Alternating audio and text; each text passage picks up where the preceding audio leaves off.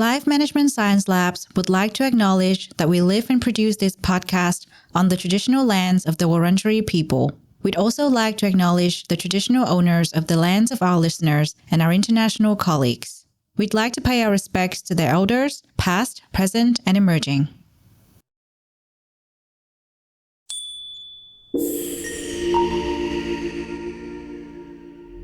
Hello everyone and welcome to Doing Well, the Wellbeing Science Insights Podcast produced by LMSL, the Life Management Science Labs. We are champions of life management science, providing structured insights informed by science and inspired by practice on key aspects of conscious living. Each week, we bring you scientific and practical insights on each element with the expert knowledge of professionals in the field. I'm your host, Lungo, coming to your ears from Naarm, Melbourne, Australia. Let's learn together. Welcome back to the show. Lou is currently away, so I'm Marie, and I'll be filling in for her in the meantime. Hopefully, I'll do well on the the Wellbeing Science Insights podcast. Jokes aside, in our fast-paced and demanding world, the pursuit of health and well-being has never been more crucial. So as we delve into how important rest is for our well-being, we have the privilege of consulting a distinguished internal medicine physician and work-life integration researcher. She's none other than Dr. Saundra Dalton-Smith, who is also the founder of Restorasis, a professional development agency dedicated to restoring well-being in the workplace. Hi, Saundra. Thank you so much for joining us today. How are you doing? I'm great. So excited to be here with you, Marie. That's great to hear. And likewise. Now, could you tell us a bit about what sparked your interest and passion for work-rest balance? Yes, well, as you mentioned, I'm an internal medicine physician, and about 5 years into clinical practice, I burned out. It was around the same time that I had children. So I had 2 toddlers and a 60-hour-a-week schedule and did not want to get out of medicine. I wanted to remain in that profession. And the research came as my way of understanding how to stay well in a very demanding and challenging career. That's such an amazing story, and I'd love to hear more about what you found about the importance of work-rest balance. But before we get started, I'd love to get to know you better. This is Have You Met Saundra? So my first question for you is, what is your favorite book? Yes, my favorite book is from Francine Rivers. The name of the book is Redeeming Love. It actually was turned into a movie. Some of you may be familiar with the name, but just loved the story, the way that they took a biblical reference and kind of brought it into a modern world atmosphere. It was just really beautiful. Mm-hmm. And if you had to pitch this to someone, like elevator pitch, to get them on board and to get them reading the book, what would you say? I would say think of the worst person that you could ever think of and think of what it would take to love that person well. That's a good elevator pitch. You really sold it. As for movies, are there any that you've enjoyed recently?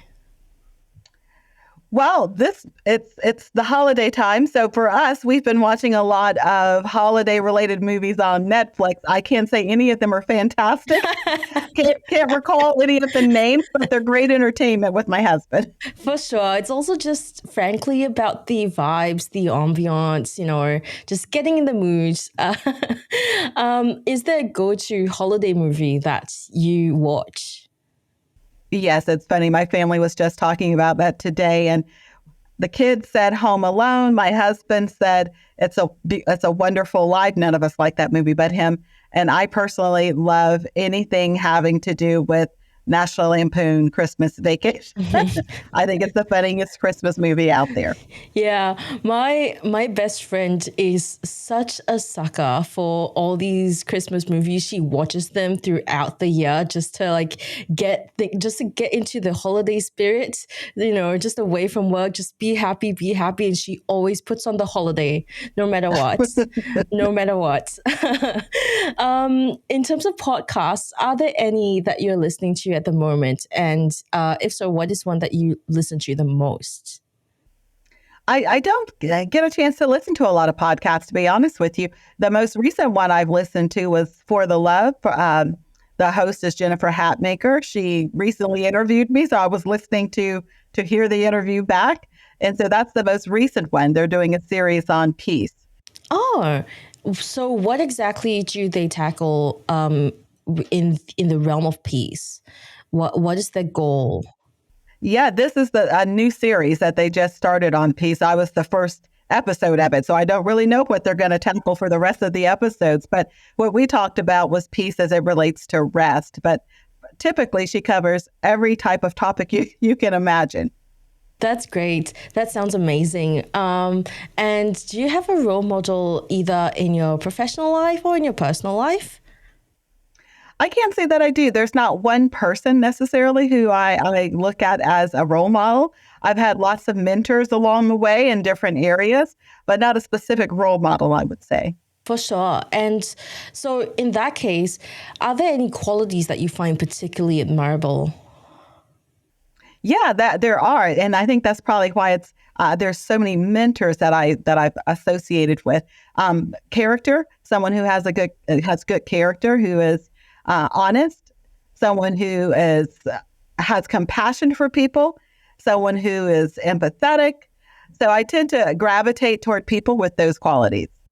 Those are definitely some admirable qualities, and I definitely could say the same for myself in the sense of like that's something that I really look up to as well. And is there a course that you've taken in your lifetime that's inspired you? Of course. The most recent course that I've taken that was really just eye-opening was one by a gentleman named Myron Golden, and it was about making offers within your business. And he associated those offers with how you serve the world. I just felt like it had a true kind of humanitarian approach to it, taking business and really looking at it from the service and compassionate heart standpoint. For sure. And I feel like it just makes it feel more, it just feels more heartfelt when you take that humanitarian approach to business. And I feel like whoever your target audience is will probably be able to feel that too, feel the personable side of it and be able to relate to it. And so that's really interesting to hear. Thank you so much for sharing that with us. Now we're moving on to the interview section of the recording. And my first question for you is, what does well-being mean to you? Yes, that's a fantastic question because it means so many things to so many people. When I think of well-being, I think about wellness in some main areas of our life. And for myself, the research that we've done have been focused around 7 specific areas. However, well-being covers even more than that. But the 7 specific areas we tend to look at include physical well-being, mental well-being, spiritual well-being, emotional well-being, social well-being, our kind of how we engage with the world, creative well-being. And then I also like to sometimes take a look at things like financial well-being because I feel like that's a big stressor for a lot of people. And so we tend to look at it kind of from that approach and having all of those areas in a place of harmony and a place of peace where they don't feel as if something is missing or broken. Mm-hmm. And what does it mean to be well? Is it like a qualitative thing or quantitative? Yeah, I think for most people, there's levels to it because there's for someone who let's say has a chronic medical illness in a specific area, they may not get to 100% area level of wellness in that particular area, but other areas might be at 100%. So I think that's why it's necessary to even break it down into the smaller pieces. My background's in biochemistry, so I tend to look at smaller chunks of things than the larger picture. I think when we look at well-being from the larger picture, it's easy to say, well, can anybody get to a place of true wellness? Because there's always something that's pulling from us and draining us and causing us to have distress in one level or another. But certain areas of your life can be optimized to a great degree, even while you're working on other areas. Yeah, for sure. I also just imagine like looking at the bigger picture must be pretty stressful because you're looking at your bigger picture and then you're looking at someone else's bigger picture, not really taking into account the finer details of like why this might be different from someone else. And then you get stressed like, oh no, why am I not doing as well as this other person? So what do you think are some misconceptions people have about well-being? Yeah, I think one of the big misconceptions, particularly in my area of expertise, I tend to work a lot with people who are exhausted. So my work has been based around looking at rest and fatigue and burnout. And one of the big misconceptions that I found is that people feel that rest and sleep are the same thing. A lot of time people use the words interchangeably.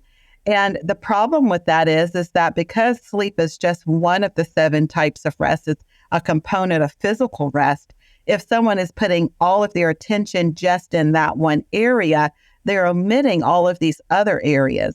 And, what happens then when they go to sleep and they wake up the next morning still exhausted? It feels as if sleep didn't work. But the reality is they have a rest deficit in another area. So I find that to be a real misconception for a lot of people, that these two words mean the same thing, and they just simply do not. Yeah, that makes a lot of sense. So with that being said, how would you define rest in the context of well-being? Yeah, so rest at the core of it is the restoration of a depletion. And so if we're thinking about, I oftentimes use this analogy, if someone came into my medical practice or my hospital and they were bleeding, and I have the nurse suture them up and they stop the bleeding, then yes, we stopped the bleeding, but did we restore them? Did we actually send them back out of the hospital in a restored state? If that person had been bleeding for 3 days, then they're likely still anemic. And so I feel like that's how many of us approach rest. We stop on the weekends, we Netflix and chill, we do all of these things where we just do cessation activities. And we don't recognize that rest includes restorative activities, not just simply stopping, but pouring back into the place of depletion. And so it requires us to evaluate energy levels, how we use energy throughout the day, and whether or not we were intentional about restoring the energy that we have used. I must say that was such a fantastic analogy right there. So what are some examples of restorative activities? Yeah, so it differs depending on the type of rest that's needed. So I'll give a couple of examples. So like with physical rest has the passive forms, sleeping and napping. Then you have active forms of physical rest, which include massage therapy, which includes a leisure walk where you're improving the circulation and the lymphatics inside of your body. It also includes things like body ergonomics. What is the height of your computer monitor? How does your body engage with your workstation and your chair? Is it ergonomically correct? All of those things are forms of physical rest. If we're looking at mental rest, someone who lays down at night and their brain won't shut up, they're thinking a lot of thoughts and regurgitating thoughts and information.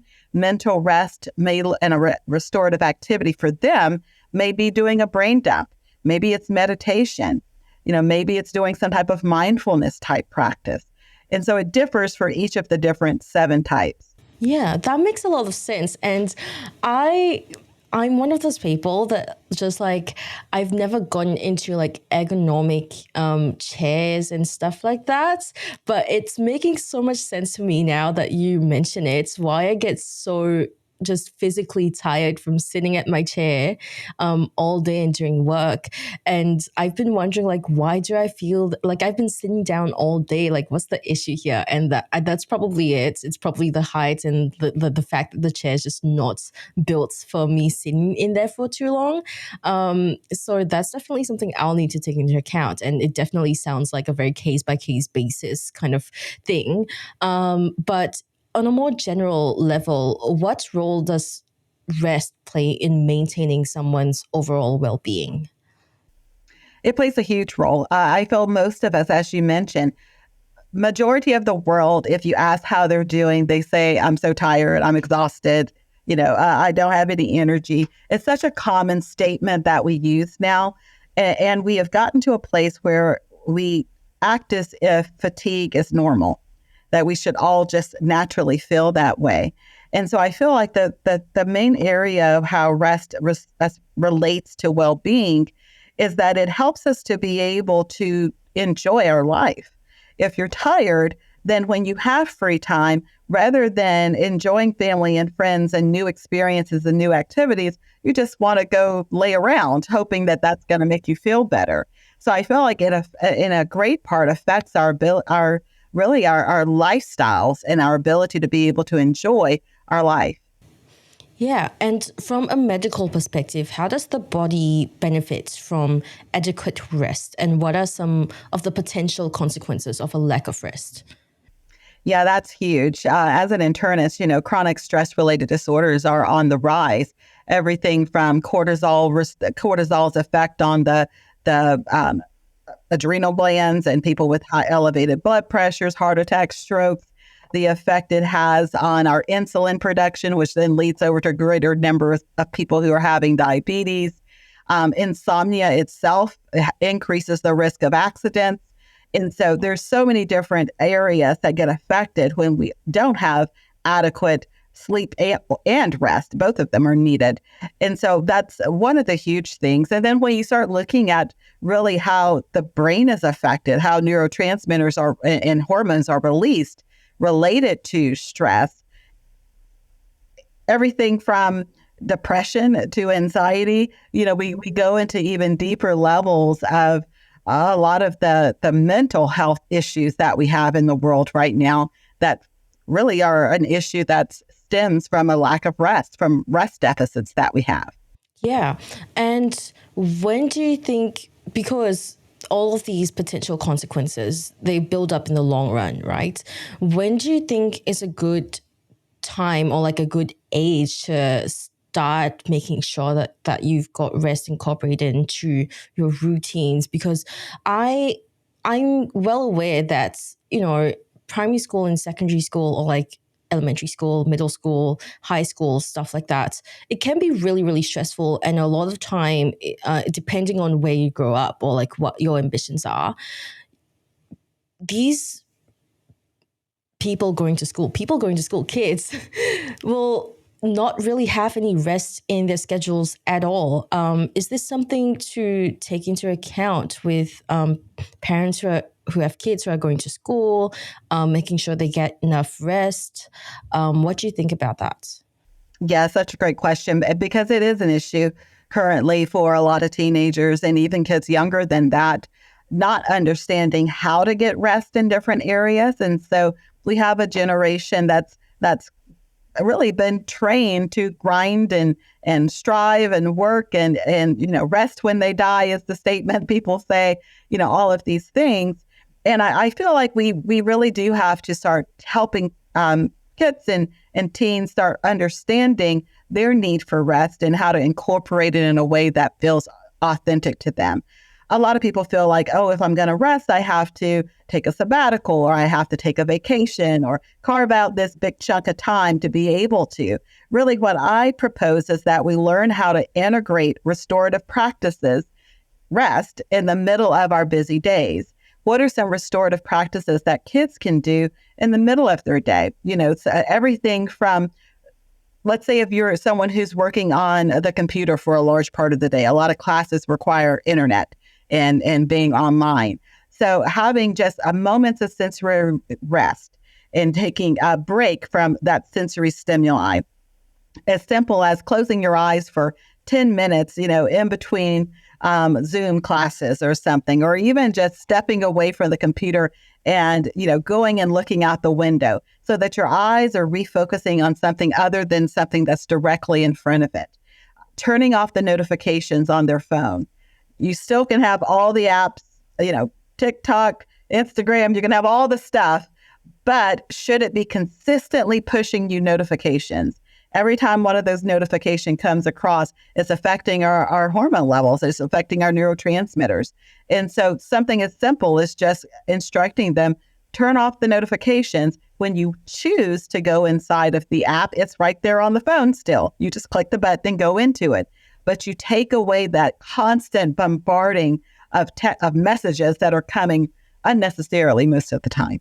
Yeah, for sure. And that makes a lot of sense. And so does getting sufficient rest affect our ability to cope with stress at all? I imagine this might be something that's important for especially people. I don't know why I keep referring to students as people, but they are people going to school. But to help teenagers and kids who are students with their stress levels. Yeah, there is definitely a relationship between stress and rest. We spent a lot of time talking about stress management. And, around the world, that's kind of been a term that we spent years trying to teach people. I don't believe stress management works because it gives the illusion that you can control how much stress is in your life. And stress is simply change and challenges. And change and challenges are always coming in all of our lives. No one could control 2020 when COVID hit, right? No, so change and challenge is not something you can manage, but you can manage your response to change and challenge. That's what rest is. That restorative processes, it's your response to the changes and challenges.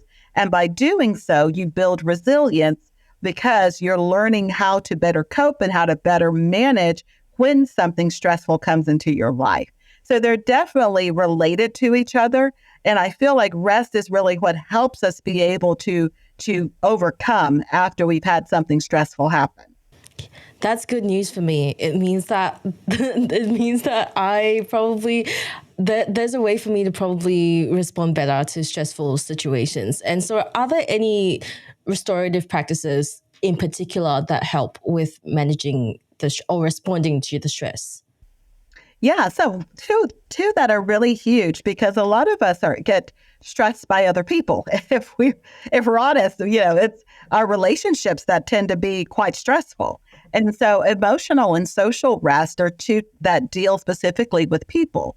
Emotional rest looking at just how we share our emotions with other people, and social rest looking at those relationships and which ones are negatively pulling from our social energy and which ones are positively pouring back into our social energy. So I think in the very beginning, it's important for people to evaluate who are the people in your life who you can go to when you're sad, when you're happy, when you're depressed, when you're anxious, whatever the emotion may be, good or bad, positive or negative, that you can share about what you're feeling without the need to kind of pretty it up or to make it more tolerable for the person. The place where you can just be truly authentic, because that's what a lot of us are missing, that place where we can just be authentic about what's happening in our lives. We spend a lot of times in kind of carrying emotional labor. Sometimes it's professional emotional labor. If you're in customer service and someone's a jerk to you, you can't really tell them they're being a jerk. You have to keep a smile on your face and serve the customer. That's emotional labor. You're holding back your true emotion in order to act professionally. A lot of us do this all day long and never have a way to even release those pent-up emotions. And it affects us. Yeah, that makes a lot of sense. It's also because, I feel like now we're getting to a place where we're getting more progressive in the workplace as well, where we're like all aware that we're all aware that everyone has like mental health issues and we have to, speak a certain way to each other and be mindful of that. And while it is true, we all have mental health issues and we all have to be aware of that and be aware of how we're speaking to each other. It does still take emotional labor. Like that doesn't just disappear. It takes emotional labor to be aware of that and be mindful. And we have to have an outlet outside of that to release. So that does make a lot of sense. But with regards to cognitive function and performance in professional settings, are there any restorative practices that might help improve in these areas at all? Yeah, so some ways that you can get more emotional rest. Well, first of all, you can always go to a therapist or a counselor or someone who is trained in helping you process through that emotional labor and emotional stress or distress. Another way of doing that is really taking a look at how are you able to express your emotions in a way that doesn't even require somebody. Some people express their emotions through journaling. Some people express those emotions through art. And so, that's why musicians write the sad love songs when they get their heart broken. They express their emotions in that way. And so whether you're a musician, you might not even be a musician, but you just like to emote in that way, maybe on a page or in artwork or in poetry. And so those are some ways. In business type settings, if you are a leader and you're trying to create emotional rest within your team, one of the easiest ways of doing that is verbalizing the emotion that is not being discussed. So if your company has just had an acquisition and merger, and everybody's a little bit anxious because they don't know what's coming. They don't know what changes are about to occur. So just giving voice to the emotion that you already know is in the room steals the power of that emotion and helps people to feel like I'm not the only one.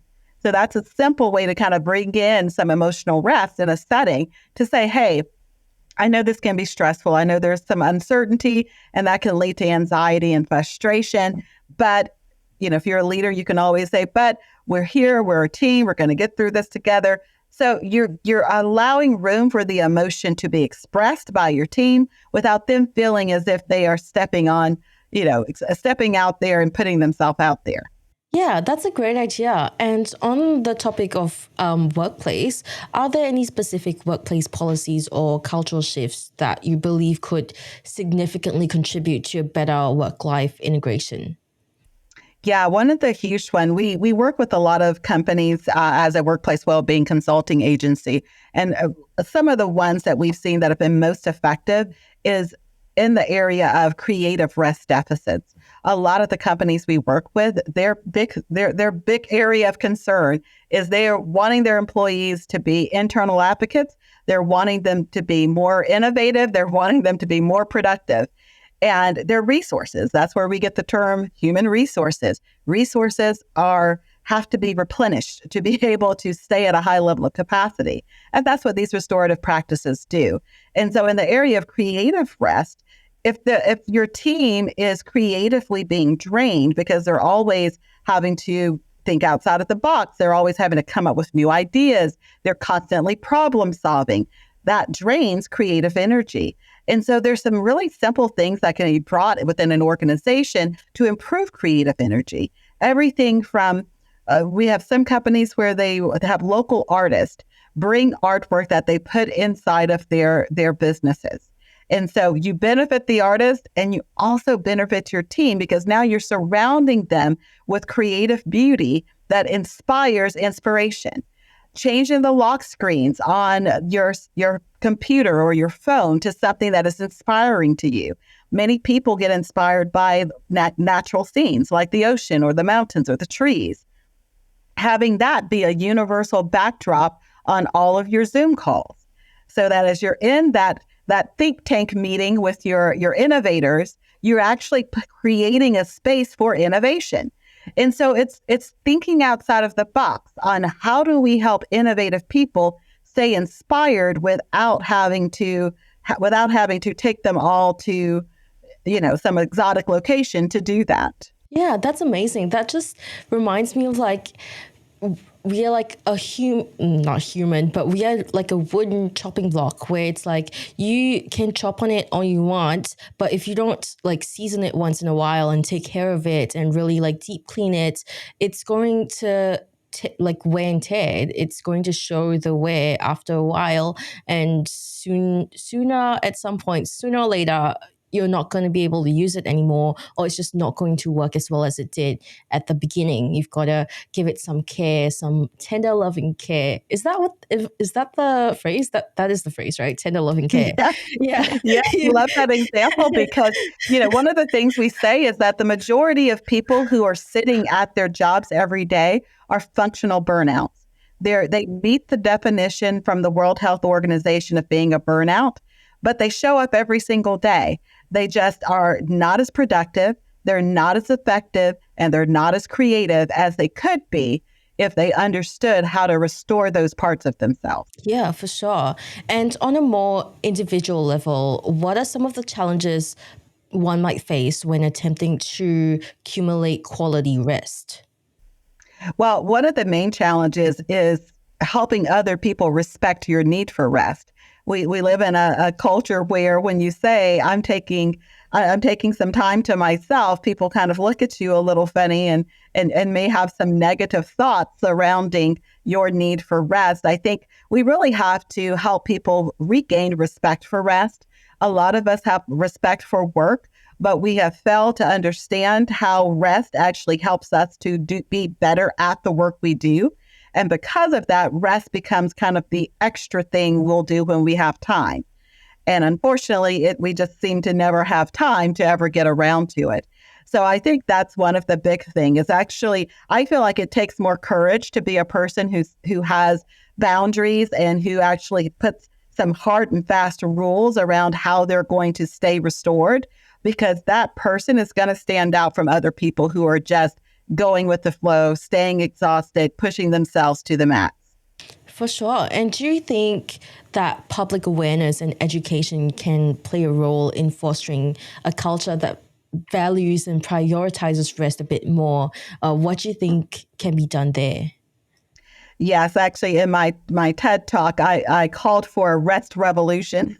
I think what we have to do is really revolt almost and bring awareness to the need that no different than if our cell phone starts getting yellow and red on the battery, we stop and plug it up and we give it respect, because it will completely go to zero and stop working. However, we don't give our own bodies the same respect. We will push and push and push till we are exhausted, and then we try to push a little bit more if we can. And so I think we have to have an ability to push back against that mindset. Absolutely. I love the title that the rest revolution. That's such a catchy name. I love the consonants in it, the rest revolution. It just sounds great, and I hope that it catches on. Rest revolution. I just imagine like everyone chanting rest revolution. Um, but last but not least, based on your experience, what advice would you give to professionals who are hoping to balance the demands of a career with a commitment to rest and overall health? Yeah, this is the reason I wrote my book, Sacred Rest. That was my journey. I had a career I did not want to resign from. I wanted to stay within medicine.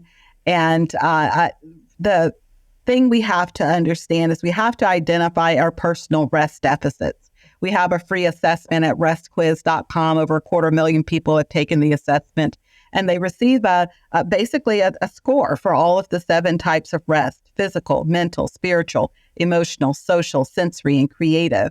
And they're able to then determine which area is in most need of a restorative activity being added. So they don't have to try to hit all 7 at the same time, but they can begin to be more intentional about getting rest in that specific area. And when you do that, not only does your professional life improve because you start having energy at work, but your personal life improves because you also have more energy when you're at home. Mm-hmm. That's such a great way of putting it. Thank you so much for answering all our questions. And now we're moving on to the practice/habit section, which I'm particularly excited for, actually, because I really want to know what restorative practices you do at home when you feel like you need to get more rest in your daily life. Yeah, so the main restorative practices that really help me are the ones related around sensory rest.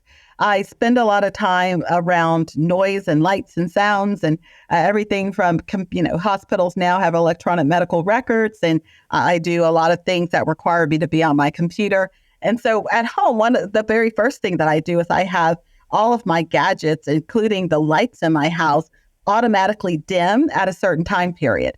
So what I love to do is to make restorative practices that are automated. So I'm not always having to think about when can I fit in rest. It's just automated. So at a certain time period, my computer screen gets dimmer. At a certain time period, the lights in my house start getting dimmer. I also like to make sure that I am evaluating the amount of noise pollution within my day, because a lot of us, we are exhausted at the end of our day, not because we've done a lot of work, but because we have been filtering a lot of noise pollution. And so if you're hearing a lot of everything from, in my situation, is everything from ventilators going off in the hospital and heart monitors dinging all day long. For you, it might be elevators. If you're someone who works at an office space, or if you're working from home, it might be kids playing in the background or TVs going. A simple practice I like to do there is moments of complete sensory deprivation with noise cancellation earphones. So I'll have a 30-minute period in my day where I'm doing charts or something at my desk, and I'll put on noise cancellation earphones. to completely block out the sound. I do a lot of traveling within my organization whenever we are training. And so if I'm on a 10-hour plane ride somewhere, I'll put on noise cancellation earphones for a part of it so that I don't have that overstimulation of constant noise that's coming in from the plane and from people talking around me. I think we don't appreciate that even when we say our brain is, has filtered it out. We're not paying attention to the background noise. It is still draining us because for our brain to filter it, it has to do the work of processing it. That is such an interesting way of using noise canceling headphones. I've always been not really put off, but I've always kind of avoided noise canceling headphones just a little bit because I fear like I will miss something when I'm outside. But I never thought to use noise canceling headphones for at home for rest. So that's such a great idea. And that's definitely something I'll think about in the future. Were there any challenges to incorporating these practices into your daily routine? Yeah, so the hard thing, especially with sensory rest, in any kind of rest, one of the hardest things about incorporating them is finding ways to make them habitual and ways to make them more natural. Because whenever I have to overly think about a restorative practice, it runs the risk of getting bumped off my schedule. And so I always like to try to make sure that I'm able to combine a restorative practice with a habitual activity that I'm already doing. So if I'm able to do that, the habitual activity is already kind of locked into my pattern and my routine.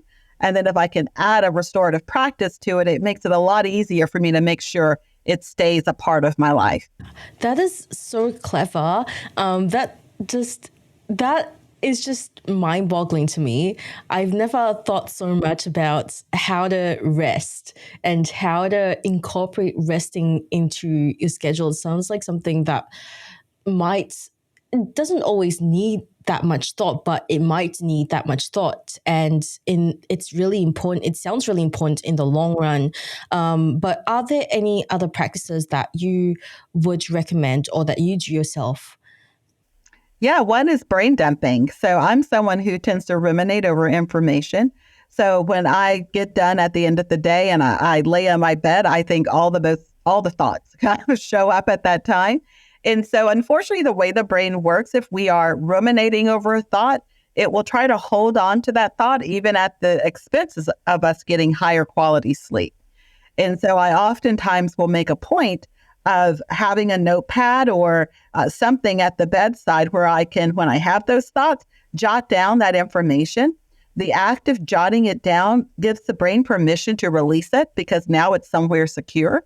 And that tends to help me to be able to go to sleep a lot faster because I'm not sitting there thinking about the thought over and over again. I've released it onto the piece of paper, and the next morning, it's there. I can just pull off the top sheet and do whatever it is that I was trying to do, particularly if you're someone who tends to ruminate over your to-do list the next day. Oh, yeah. You can think about your to-do list all night long and not get any sleep. Yeah, Jot it down.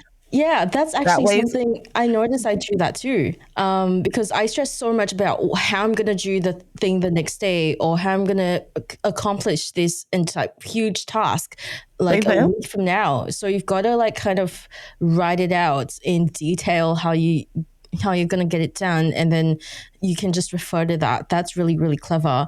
So usually at what time would you do this brain dumping? Is it only at night? I tend to do it mostly right before going to bed because that's tend to be when I ruminate quite a bit is right before going to bed.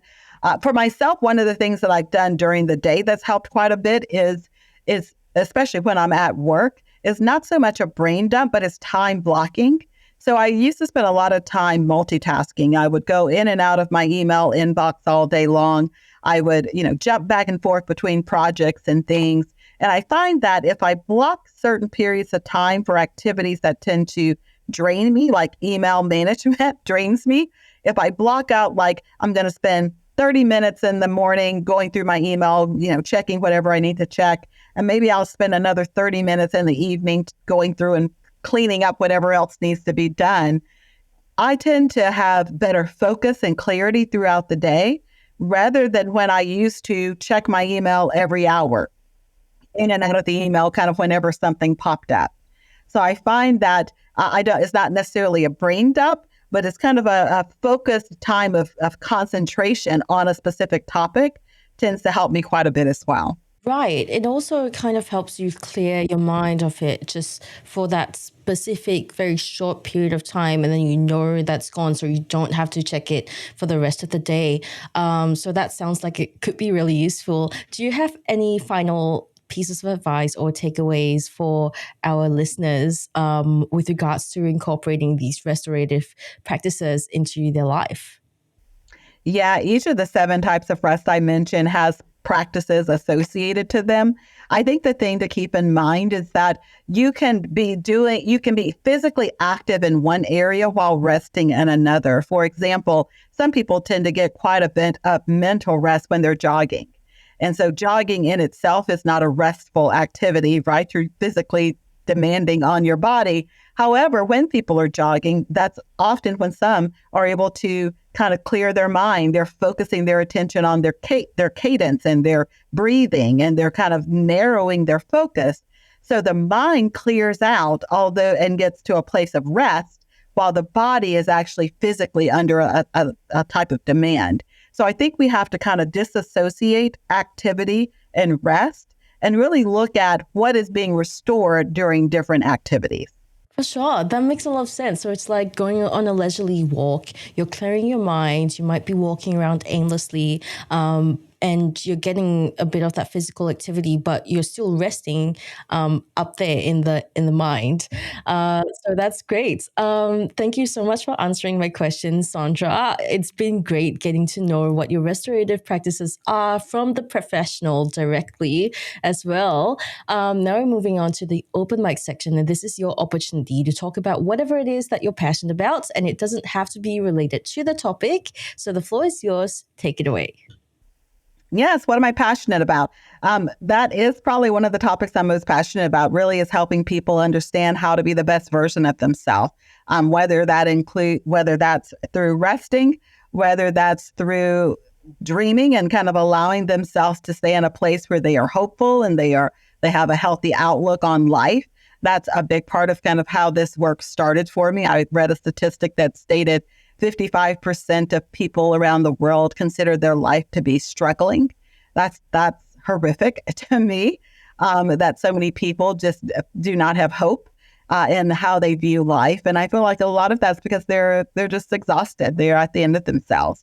And so that's a big part of the work that I do. My podcast is called I Choose My Best Life for that reason. I feel like a lot of the choices we make lead to the life that we are living. And so wherever we're at, different choices can lead to a different outcome. And so that's a big part of how I view the world and how I view well-being. For sure. And I feel like it's also something to do with the fact that, I guess, depending on where you are situated in the world, we tend to kind of lump social life and rest together. So if you're out there doing social things and life things, we're thinking, well, I've already gotten the rest I needed for the weekend, that kind of mentality, you know, and then not really catering to your own personal rest, when in reality, socializing takes a lot of mental energy as well. It's just a different type from work. And so people tend to really discount the need for personal rest. So it's been amazing and so interesting talking to you about this topic. I never thought that rest could be so interesting, because like a lot of the time people just think rest is rest, but the way you've broken it down into those different types of restorative practices and, how physical rest is different from mental rest. That was all really interesting, and I've had such a great time learning all about it, and I'm sure our audience will as well. So thank you so much for joining us today. And if our listeners want to find out more about you and what you do, where can they go?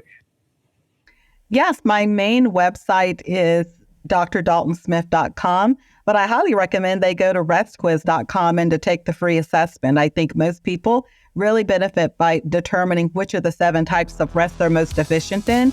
Then they can begin to restore that specific rest deficit. for sure, I'm definitely going to take that quiz immediately after this. I love taking quizzes. So thank you so much for teaching us all about rest. And thank you everyone for tuning in, and we'll catch you in the next episode. You have been listening to Doing Well, the Wellbeing Science Insights Podcast, produced by the Wellbeing Science Labs, a division of LMSL, the Life Management Science Labs. More episodes are available from 10 life management perspectives and can be found by searching LMSL on Apple Podcast, Google Podcast, Spotify, YouTube, and other podcasting apps available on your devices. If you enjoyed this episode, please rate, share, and subscribe to our channel so that other people can find it and we can continue to provide quality content. More of our work can be found on our website, we.lmsl.net, where you can join our movement. I'm Lungo. Thanks for tuning in.